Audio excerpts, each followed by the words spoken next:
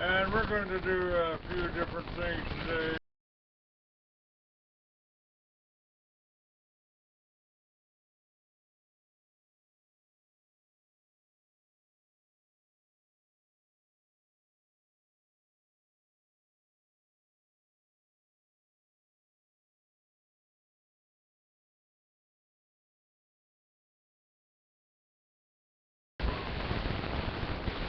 When George Bush referred to the Constitution as just a goddamn slip of paper, the coup was underway. And way back in 1967, this event occurred, and it ought to be a wake-up call for everybody. It ought to be, should have been then, ought to be now.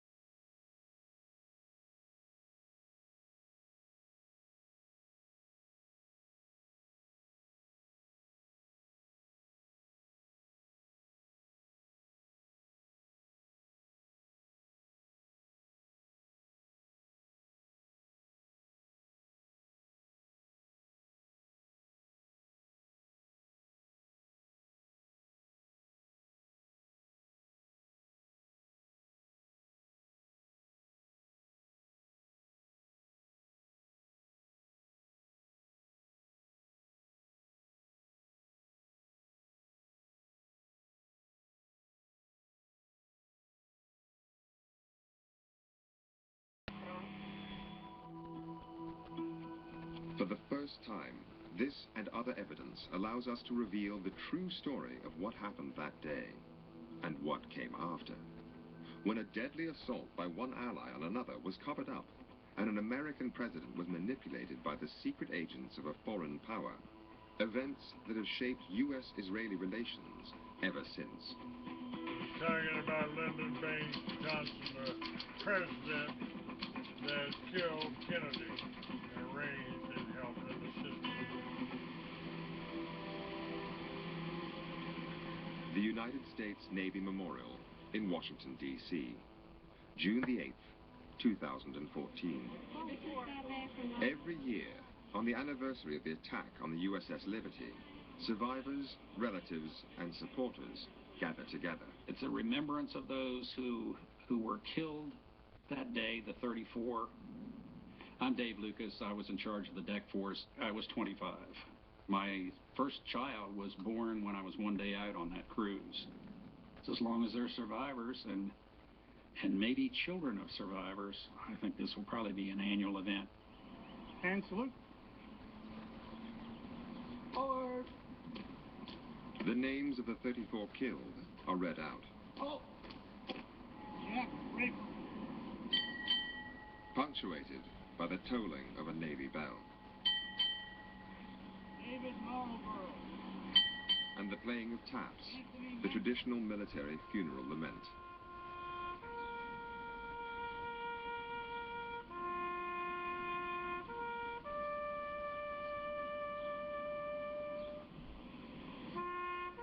it's important to not forget what happened and to continue to try to find out why it happened and who made it happen.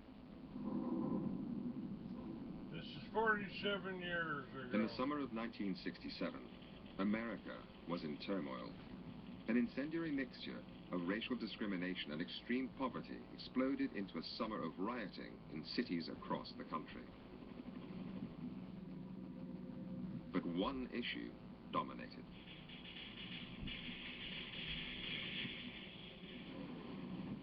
The Vietnam War. In all, 10,000 troops would die that year. The Americans were trapped. They couldn't leave, and they couldn't win. In the Middle East, too, war looked inevitable. There was growing tension between Israel and its Arab neighbors. Armies were mobilizing. Israel promised the White House they would not attack first, but on the 5th of June, they jammed radar sets at the U.S. Embassy in Tel Aviv, so the Americans couldn't detect their jets taking off to launch a surprise assault on Egypt. Meanwhile, the USS Liberty was sailing across the Mediterranean into the war zone. Liberty was a state-of-the-art intelligence-gathering vessel of the time, and what we did is we were a listening ship. My name is Lloyd Painter. I was a research officer. We could receive any signal that was out there, low band, high band, anything, intercepting it, recording it, and we did have on board some translators who could have immediate translation of what was going on. We would actually bounce signals off the moon back to NSA. We're spies. I'm Jim Kavanaugh. I was a communication technician aboard the USS Liberty, and I intercepted Morse code. We're spies. I mean, we're intercepting messages from embassies, military bases, police, anything and everything that we could get to ensure that the United States was comfortable with what was going on in the world and no one's conspiring against us. And basically, it was to protect our interests.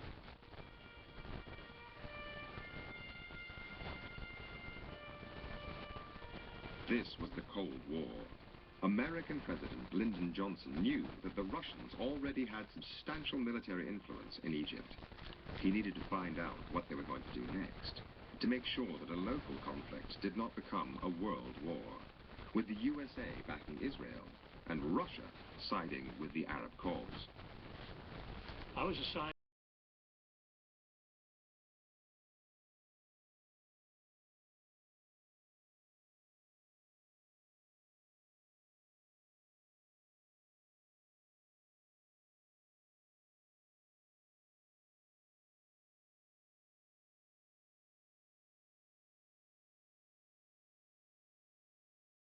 One of the nice things about the Liberty is we had air conditioning because we had communications equipment, so we were cool in the hot days. It was a very laid-back, very clean ship. It was spotless. The morale was pretty high. I mean, very high. By the time the Liberty arrived off the coast of Egypt on the 8th of June, the war had just 2 days left to run. Israel had seized the old city of Jerusalem, the West Bank, and the Gaza Strip. Jordanian forces were beaten, and Egypt was conceding defeat. Only Syria held out. The airwaves were dead. The only voices we did get were those of Israeli or Hebrew, was what we were hearing. My name is Bob Wilson.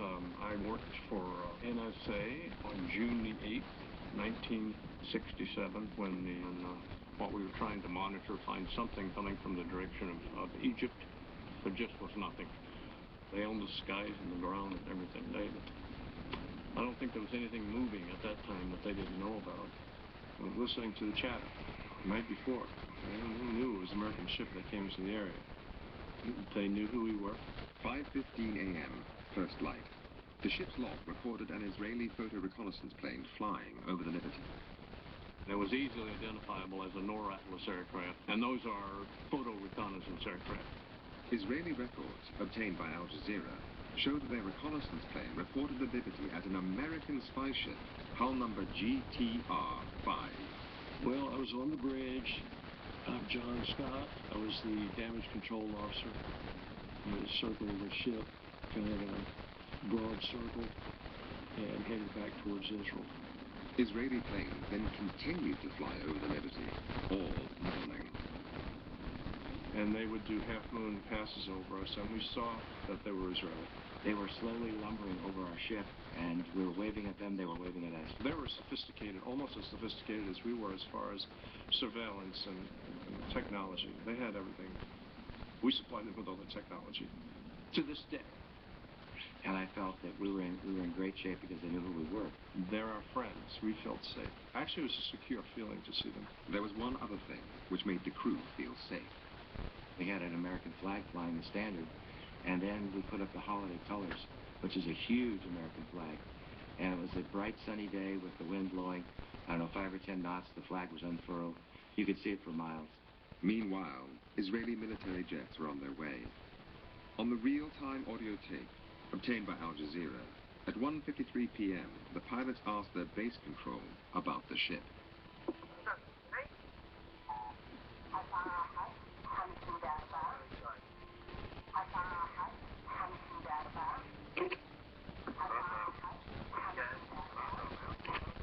The USS Liberty was the only ship of any size in the area.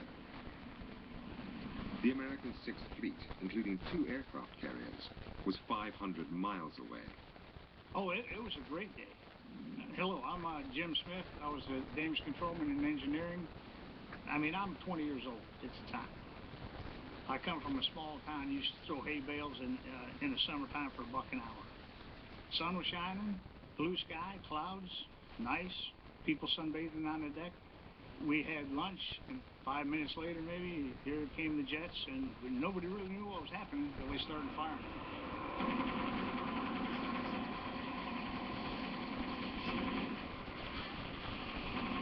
The captain said to me, alert the forward gun mounts, they're under attack. And I tried to raise the 2 sailors in the forward gun mounts. I looked out, and they were blown to pieces by the rocket. When the attack started, and we realized that we needed help, we tried to communicate with the Sixth Fleet.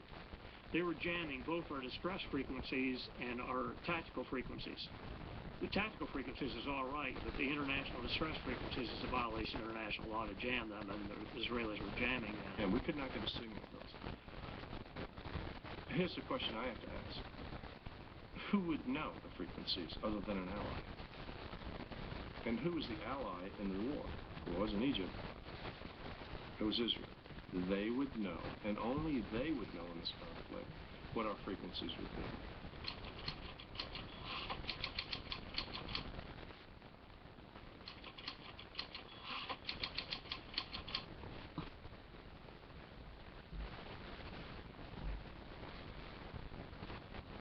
Cut off from the outside world, the crew on the Liberty was defenseless. We had 450 caliber machine guns on board that were basically there to repel any boarders that might come by, a pirate situation. Certainly weren't designed to bring down jet aircraft that were hammering at us. But you can't shoot a jet going 600 miles an hour with a 50 caliber machine gun. It doesn't work. It was just a surreal scene. People who had been standing there earlier joking and laughing were now dead, dying, and the walking dead and wounded. It was just unreal. Gasoline barrels stored on the deck of the ship burst into flames. The crew rushed to try to put out the fires. I was watching the aircraft as they circled around, and when they got to coming back towards the ship, I'd just holler at him down. They'd fire and circle back around. We'd jump back up and keep fighting fire. The rocket noise is horrendous. When a rocket explodes, you can't escape a rocket. I don't care where you go. What the crew didn't know was that at 2:03, the Israeli pilots were ordered to use a new, much deadlier weapon.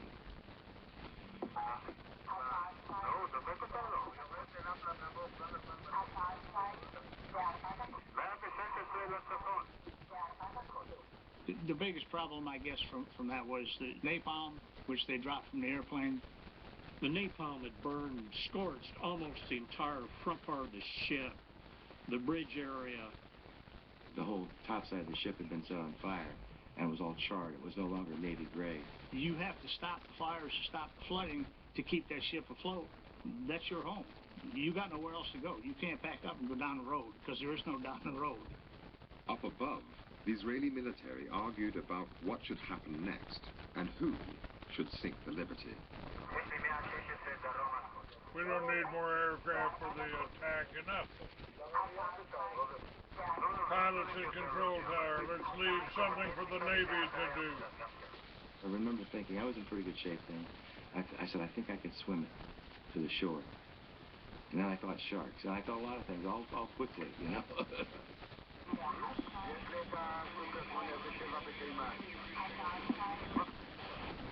At 11 minutes past 2, with the Israeli jets running out of ammunition, the pilots were instructed to fly down and confirm the identity of the ship.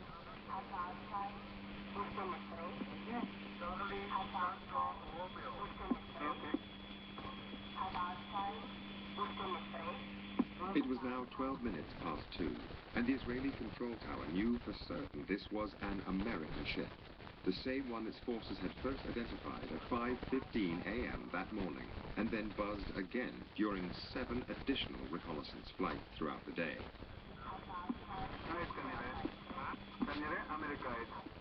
The jets then pulled out, but 3 Israeli Navy motor torpedo boats were already on their way. The USS Liberty was a spy ship. In the event of an attack, it was standard procedure for the spies on board to destroy everything, just in case it fell into enemy hands. Everyone was destroying material. Everyone was stripping information off of computers, ripping computers open, pulling information out. That's something you just don't want to hear aboard ship. You've done all this work, collected this intelligence and processed it, and now you have to destroy it. You just didn't want the enemy to get a hold of anything classified. At 2:35, the Israeli motorboats fired 5 torpedoes. 4 missed, but 1 hit.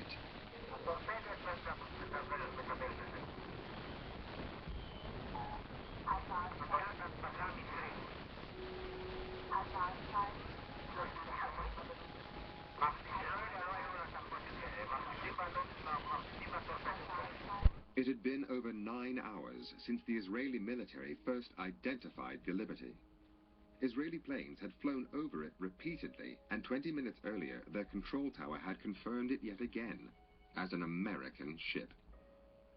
25 Americans were about to die in a single moment. This is what it looks like when a torpedo hits a ship the size of the Liberty. The torpedo threw us up in the air like a roller coaster. It felt like one coming down. Dead silence, lights all off, smoke and haze everywhere. I went back to the drinking fountain and filled it with blood. Reached down to get a drink, and a black man stared back at me.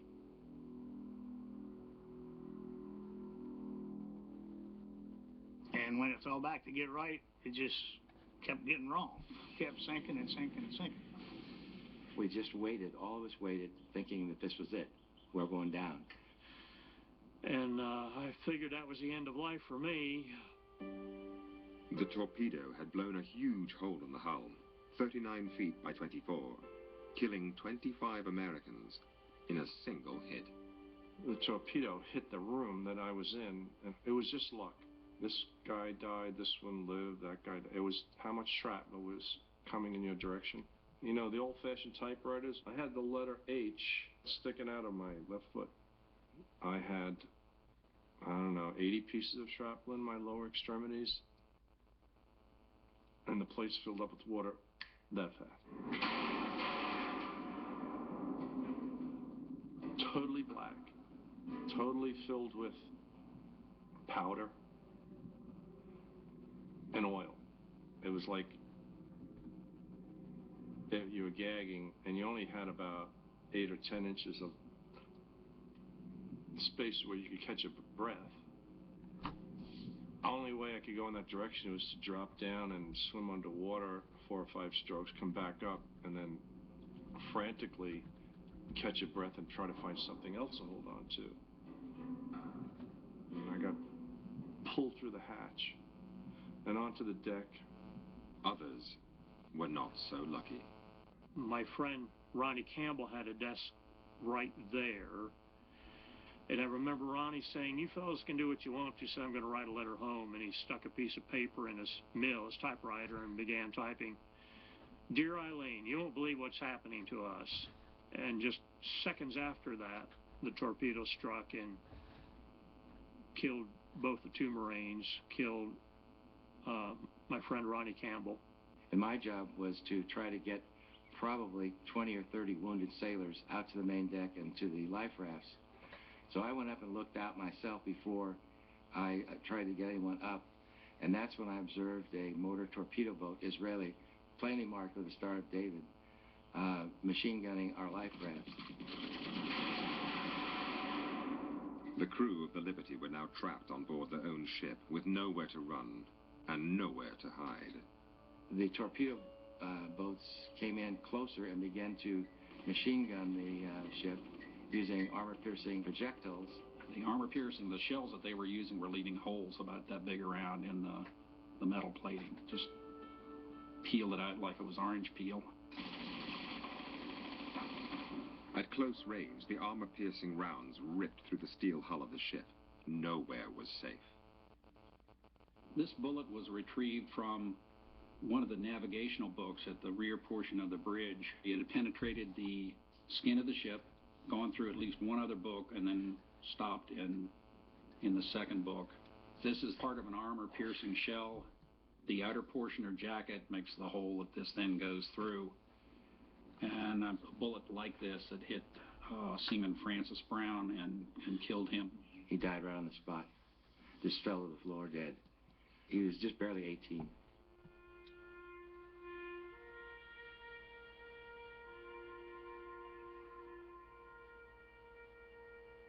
There weren't enough helmets to go around for everyone. It was like sitting in a cardboard box and having somebody shoot through it.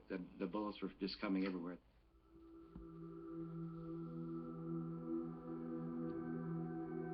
Throughout the attack, the Liberty had been silent to the outside world. All its aerials were either smashed or jammed. We had one whip antenna which hadn't worked the entire cruise, and it had a bullet hole in it. One of the radiomen had taken a reel of coax cable and ran it from one of the transmitters back there to that whip antenna, and took some shrapnel in the process. He got out in Mayday. "Firefox, Firefox, this is Rockstar, Rockstar. Under attack by unidentified surface and naval air units. Require immediate assistance." The American Sixth Fleet was 500 miles away and picked up the signal. So did the Israeli armed forces. The attack stopped shortly afterwards. The American aircraft carriers were in the middle of a nuclear weapons drill and had to rearm with conventional bombs before they could take off. Once the Israelis knew the U.S. jets were in the air, they summoned the American naval attaché and told him there had been a terrible mistake. The American planes were recalled. As they returned, Israeli helicopters flew out to the Liberty. This one had some personnel from the Israeli government and the U.S. Naval Attaché. It dropped a brown paper sack on the deck in the forepart of the ship, weighted down with an orange, had a business card in it. It landed right next to the severed leg of one of the deck personnel. And the note said,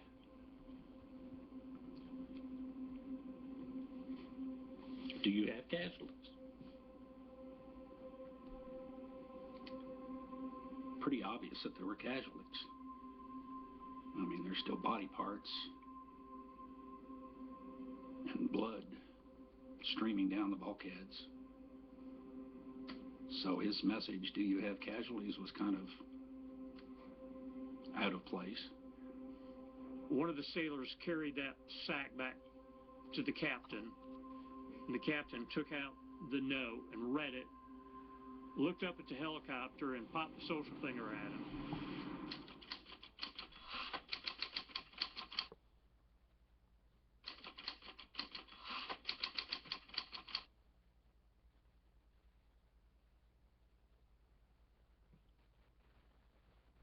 June the 8th, 1967, the height of the Six-Day War.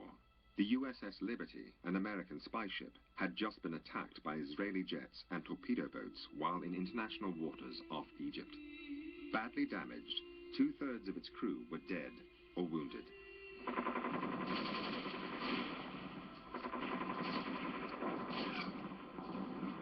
As soon as the news reached Washington, the attack on the Liberty instantly triggered a domestic political crisis. According to documents released under the Freedom of Information Act, one solution suggested in American government circles was to sink the Liberty so journalists could not photograph it and inflame public opinion against the Israelis. The NSA rejected this idea with an impolite comment. Handling the media became the top priority. I was taken to my home in White Oak, Maryland. My name is Patricia Blue Rashakas, and my husband was killed on the Liberty. And by the time I got there, there were any number of people from the National Security Agency there. They were there to make sure that I didn't speak to anyone from the press, and I didn't. They stayed night and day. Back in the Mediterranean, the Liberty was now listing at 10 degrees, a massive hole in the hull, above and below the waterline. The planes that they said they were sending to us never arrived. What I was afraid of, and I think most of us, was that we were going to sink. Well, the mess decks was pretty much littered with the wounded. It looks like something out of a horror movie, with people standing around or lying, wounded and dead and stunned. Their heads missing, parts of their bodies. The Liberty had only one doctor on board, with very limited medical resources. There was not a table that wasn't being used with a body on it or a wounded body on it. The doctor fixed compound fractures and treated bullet and shrapnel wounds, while blood transfusions were given arm to arm. It was, John Scott. it was real bad. And the doctor said to him, "You want me to operate?" He says, "You're probably going to die if I do it, and you'll certainly die if I don't." And he said, "Go ahead, doctor." And so when the doctor operated, we held him as tight as we could. It was horrible pain, I'm sure, for him. And all of a sudden, he went limp, and he died right there. I don't want to ever see anything like that again.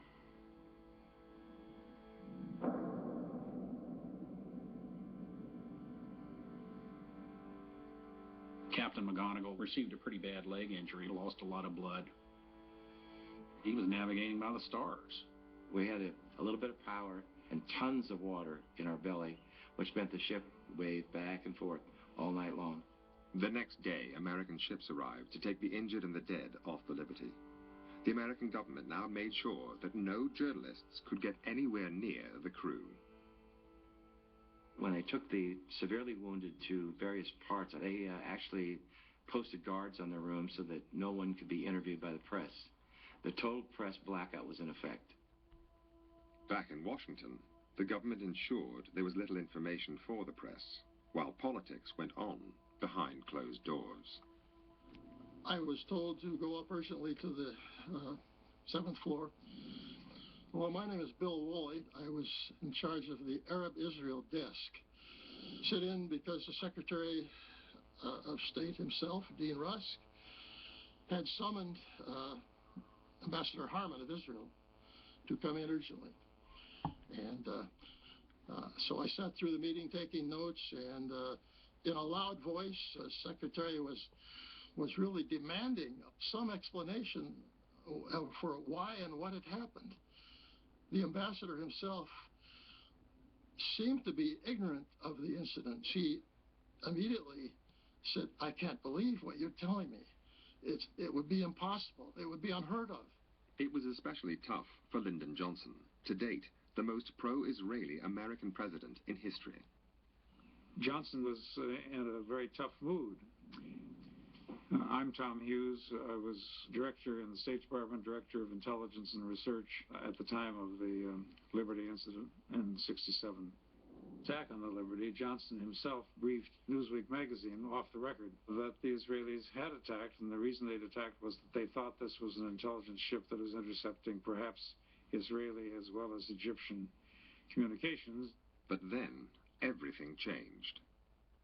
The fact that Johnson himself was the leaker and briefer of Newsweek was soon leaked. And this alarmed, of course, the Israeli embassy and their leading friends in the Jewish organizations. The Israeli embassy regarded this as a major problem, and that what Johnson had told Newsweek practically amounted to blood libel. Declassified Israeli documents show they were going to threaten President Johnson with blood libel, gross anti-Semitism, and that would end his political career. Blackmail. This is Admiral Bobby R. Inman, U.S. Navy retired. I'm a former director of the National Security Agency. But they know if he is thinking about running again, he's going to need money for his campaign. So alleging that he's blood libeling is going to arouse the Jewish donors. The Israeli government hired teams of lawyers, some of whom were close friends of Lyndon Johnson, and began an all-out offensive. They lent on the media to kill critical stories and slanted others in favor of Israel. There was a campaign mounted to see if what could be done about returning Johnson to his normal and predictable pro-Israeli position.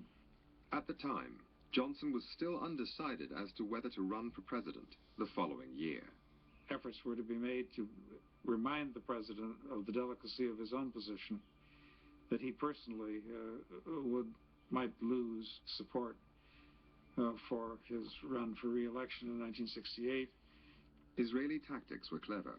They identified Johnson's soft spot, the war in Vietnam, and gave him two extraordinary gifts, neither of which were made public at the time. The first was political. One of Johnson's complaints about Israel was that many of the Jewish organizations and the heads of leaders in the Jewish community were opposing him on Vietnam, and they were suddenly becoming more silent on Vietnam as the Liberty crisis moved. So he also knew that there was a move back in his favor if he was moderate on Israel. There was a second gift, much more secret, but vital to the American president. The dreadful death toll in Vietnam was dominating the domestic news agenda. The North Vietnamese had Russian surface-to-air missiles, which were bringing down American aircraft on a daily basis. The American military attaché in Israel got a surprise visit from a senior Israeli intelligence officer. Took some helicopters and went across the North Red Sea to the surface-to-air missile sites, and not only captured them, but took back everything. The launchers, the missiles, the maintenance manuals, the rest of it. And then he went to the U.S. Embassy, to the air attaché, and said, I think I have something you might be interested in. And, of course, those were the same missiles that our aircraft flying over North Vietnam were encountering day to day. And countermeasures was a huge issue. So grateful was the American government, they gave Israel two gifts in return. They resupplied them with the weapons they had just lost in the war. And the Liberty Inquiry, run by the Department of Defense, the DoD, was watered down. All that's influenced by what have we benefited from the captured SA-2 missile sites.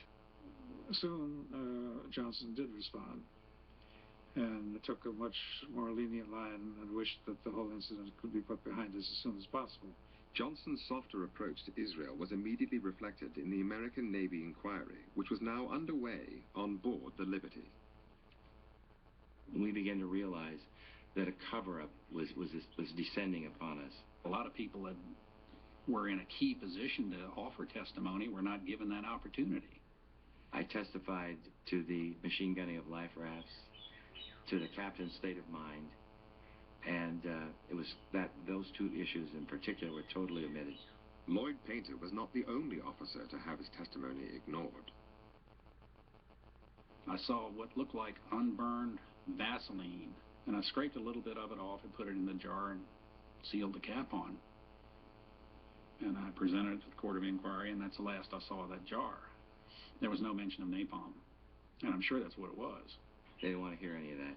I didn't know that at the time. I didn't know it till many months later that none of that had been recorded. Looking back on it, it was a total sham. The U.S. Court of Inquiry reported in just 20 days. It was a rush job, full of spelling mistakes, much key evidence ignored, no Israelis interviewed, and it exonerated them from blame. I read the Court of Inquiry and realized that my statements had been stricken from the record and never recorded. So I knew then for certain that the cover-up was massive. The Israelis then rushed out their own report, which concluded that the whole affair was a series of mistakes and that no one was to blame. The only dissenting voice was that of the Israeli ambassador in Washington. He sent a secret telegram back home arguing that Israel was clearly guilty. He cited the audio tape of the attack, the existence of which was known to top Israeli officials, and mentioned the crucial 20-minute gap that followed the Liberty's identification and the launch of the torpedoes against her. He said they should own up to what they had done and put the guilty on trial. His advice was ignored. The focus now was to repair the damage to American-Israeli relations. The Israelis have always been very skillful at tracking what the U.S. government is doing, saying, thinking, and effort to influence it. And they're by no means the only country that does it. Many do. They're just more effective at it than most. And the great advantage they have as compared to other countries is their influence in the Congress. Around the time of the attack, the Washington Post had noted that the Jewish lobby could help determine the outcome of 169 of the 270 electoral votes needed to win the White House. The big emotive words about the attack disappeared from press releases at the Pentagon, and a much more bland and neutral sounding discourse occurred. And this was true of the private briefings that official people in the Pentagon made about the incident. But whatever was said to journalists, every U.S. intelligence head believed the attack was intentional.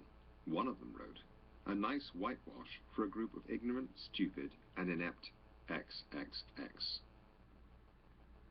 The Jewish community has always been more generous than many of their other counterparts in supporting financially elections, political causes in the process. That does translate into influence. Many of Johnson's closest friends and advisors were pro-Israeli, and they reported back to Tel Aviv on his every move. The Israeli story constantly shifted to counter whatever new intelligence the White House received. So sensitive were these communications that the Israelis used code names to protect the identity of their White House agents. But for the first time, the members of the ring can be named. Hamlet was $1 million fundraiser for the Democrats. When he rang, Johnson took his calls. He was Abe Feinberg. Menashe was Arthur Goldberg, the U.S. ambassador to the United Nations. Harari was David Ginsburg, a high-profile Washington lawyer who also represented the Israeli embassy. Ilan was Supreme Court Justice Abe Fortas. Lyndon Johnson had dinner with him on the eve of the Six-Day War. The strategy worked. The U.S.-Israeli relationship proved to be stronger than the killing and injuring of more than 200 Americans. The American-Israeli relationship was very much at stake, and it was brought back from the precipice. The crucial intelligence came from the U.S. ambassador to the United Nations, Arthur Goldberg.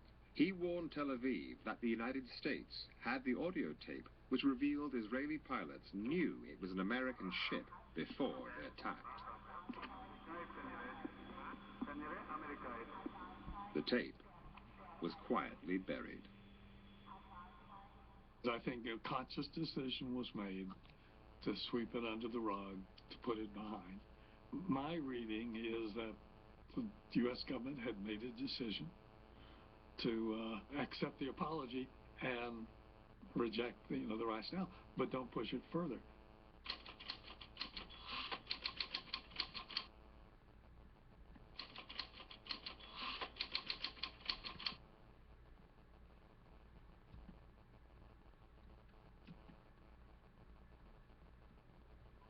With the politics sorted, the only remaining issue was the fate of the USS Liberty, badly damaged and now in Malta for extensive repairs. The torpedo hole was massive and was revealed to be much bigger once they got the ship into dry dock and drained it of water. The sealed compartment was a water-filled tomb, full of bodies, body parts, and top-secret equipment. You could smell death and you could smell oil. That's what I remember. As soon as the air hit the bodies, they began to deteriorate rapidly. You do what you have to do. They were your shipmates. Still are. The Navy was more concerned with equipment parts than they were body parts.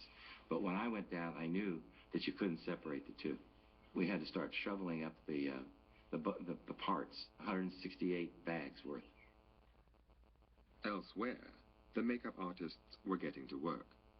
We were in the dry dock about 6 weeks. And 300 Maltese workers They were working 2 shifts a day, and I think 7 days a week to try. They were cutting out the shell holes, welding plates over that, and fabricating metal to cover the torpedo hole. And then in one day, they painted the entire ship. We looked like nothing ever happened. We took it across the Atlantic. It was like being in a cemetery. But when we pulled into port, we looked good. This press and everything were there. And we looked like basically nothing really happened. So it was great for the press to downplay what really happened to us. While the survivors met the widows and friends, the 168 bags of body parts and top-secret equipment were quietly taken to an incinerator and burnt. A year later, and the Liberty Captain William McGonigal was given the Medal of Honor, America's highest award for gallantry. The tradition has always been that it is presented by the President in the White House. I look at these two gallant Marines and I see America. Captain McGonigal never heard words like these from his Commander-in-Chief. There was no television coverage for him as he received his medal in a quiet ceremony in the Navy Yard. President Johnson was just 4 miles away at the time. He stayed in the White House to hand out diplomas to school children. The reason was revealed in this internal memo, which advised President Johnson that due to the nature and sensitivity of these awards, they should be given by the Department of Defense, not by him. The advice was clear. No press release regarding them should be made. When I received my Purple Heart in a secret ceremony in the captain's office, I was admonished, threat of court-martial, don't ever tell anyone where you got this. Don't ever tell anyone how you got this medal. The following year, American aid to Israel increased 4-fold, and President Johnson agreed a treaty classified above top secret with Israel for the mutual exchange of intelligence, an arrangement which is still in place today, codenamed Stone Ruby.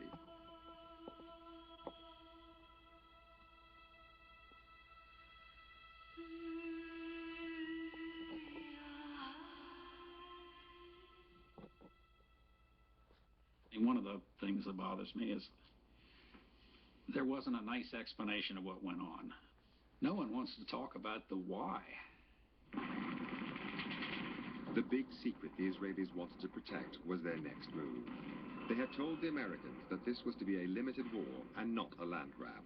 But on June 8, 1967, their forces were poised to attack and seize the Golan Heights and invade Syria, something they wished to keep from the White House until they'd done it.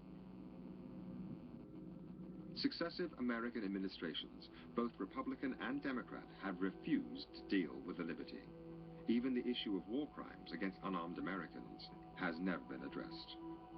There was a war crimes report filed by the Liberty Veterans Association to address the issues of such war crimes as firing on life rafts. That was never answered properly. I don't think it was answered, period. The people who were responsible for attacking the Liberty were, by and large, the military individuals in the war room. I don't know how many, 4, 8, 10. Those are the people who came up with the plan. Those are the individuals who were responsible for the attack. The pilots, the motor torpedo boat personnel, they were ordered. You know, you don't follow orders, go to jail. So they have to follow through. It wasn't the Israeli people who ordered that attack. It wasn't the average Jewish person who ordered that attack. We really need to exonerate the average Jewish person, Israeli, from this and go towards those individuals who are responsible for the attack. No one was really willing to take this on. Not the State Department, the White House, not the Congress. It's in everybody's best interest to just let this go. And that's exactly what they did. But by doing that, they left a lot of pain for the survivors and for the families, because there was a lot of broken families, broken marriages, alcoholism, depression, post-traumatic stress disorder. So those crew members suffered a lot, but so did the families. The hardest part was the reaction of our own government toward us. And we were actually, the fingers were pointed at us. And the Israelis they were never questioned as to why they did it. They only questioned us. The families still want answers from their government, which remains silent. For many, some memories never fade. We had a wonderful time just being together. I met Alan at a party. We spent a lot of time talking throughout the evening, and at the end of the evening, he said to me, "Are you busy tomorrow afternoon?" And I said, "Well, no." And he said, "Do you think we could get married?" Then I was told that he was among the dead. It was absolutely the worst moment of my life. There's not a day that doesn't go by where I don't think about those guys. I mean, I went through hell, but they left the earth.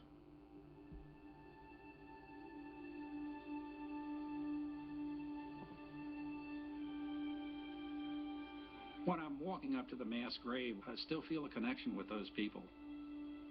Hard to explain, but it's still there, so I want to remember that connection as long as I can. What we shared, what we felt.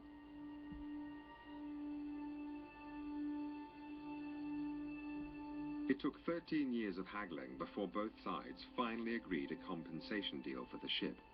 By 1980, the bill plus interest was just over $17 million. Israel offered $6.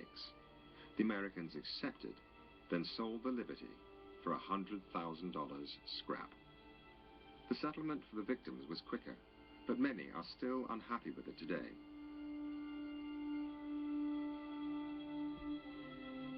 Did not feel it was a fair settlement.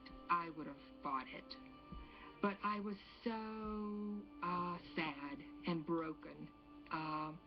I just didn't have the energy to take on that fight. And it wasn't a fight that I thought I could win. The State Department were very eager for the survivors to make that settlement. They sent a check for the amount, and that was that. The American government came up with a formula for the Israelis to compensate the widows and children for their loss. This included a payment for shock and mental anguish. The widows got $25,000, with $10,000 for each of their children over 5. An American government lawyer doubted that children under 5 could sufficiently comprehend the event to suffer shock and grief. The U.S. proposed they should therefore receive nothing, an offer the Israelis accepted. Since the attack on the Liberty, the USA and Israel have grown ever closer. At the time, George Ball, the U.S. Undersecretary of State, noted that it seemed clear to the Israelis that, as American leaders did not have the courage to punish them for the blatant murder of American citizens, they would let them get away with anything.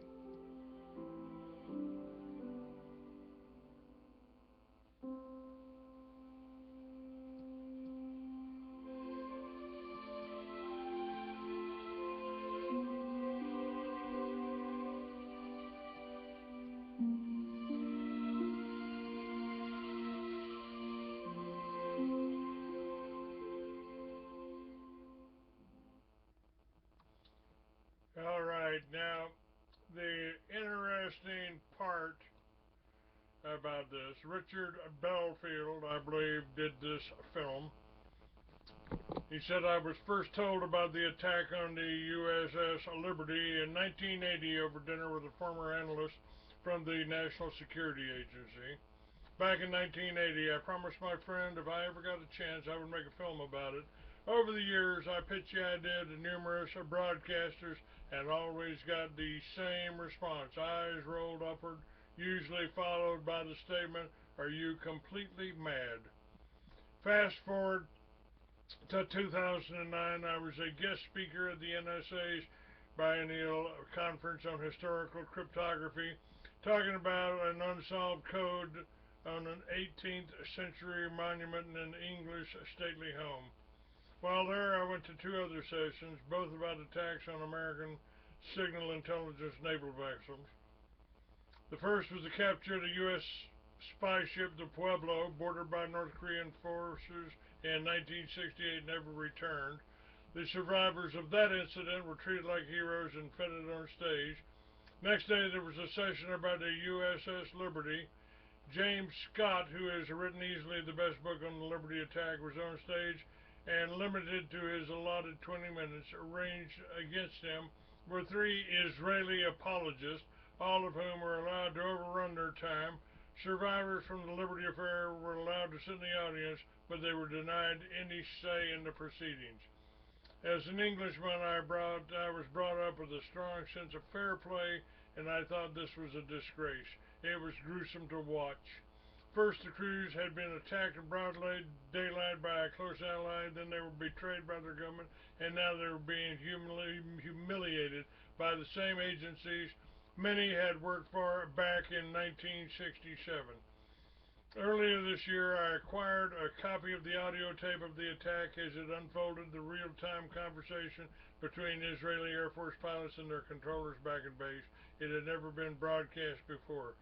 I went to talk to Al Jazeera, and after careful consideration, the network commissioned the film. On location, it all started with James Scott, who gets a co-producer credit on the project. When writing his book, he had already interviewed the survivors as well as many of the key people in the Washington political and intelligence machine from that time. The introductions he made would prove invaluable as we began filming interviews.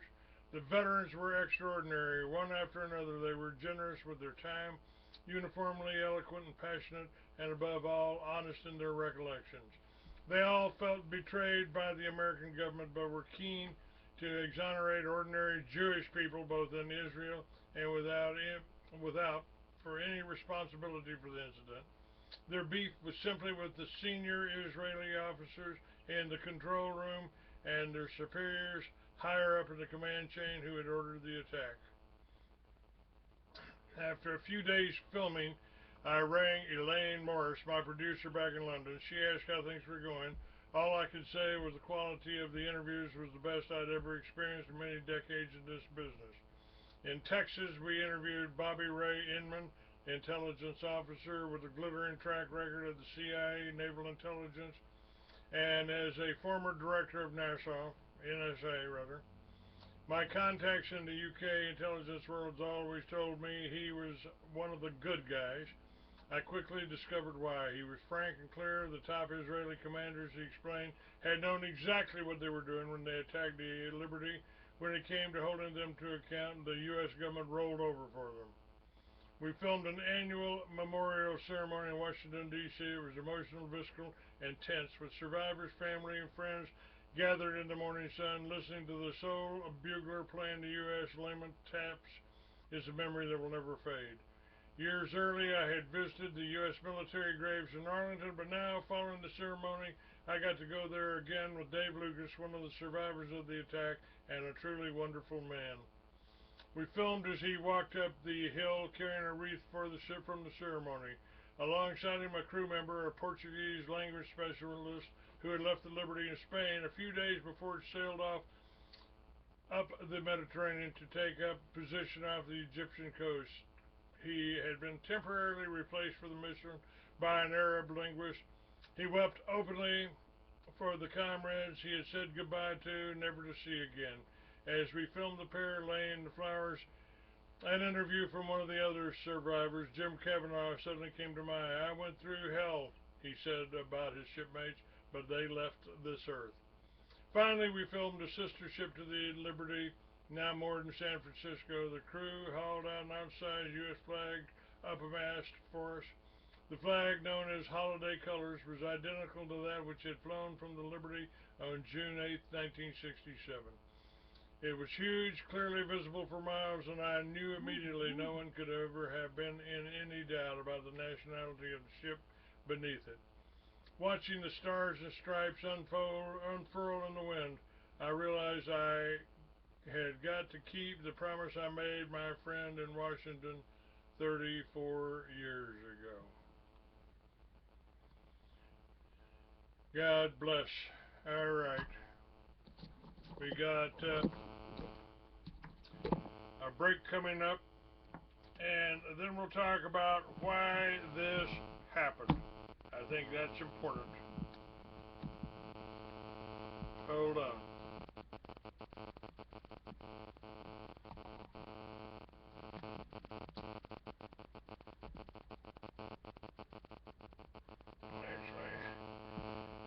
We got Truth Radio coming up, and folks, in order to keep doing this show, I need some donations. I need some help here. You can go to freeamerican.com, click on donate button, and make a donation. Whatever you can afford, it will certainly help out. Thank you. We'll be right back with the second half.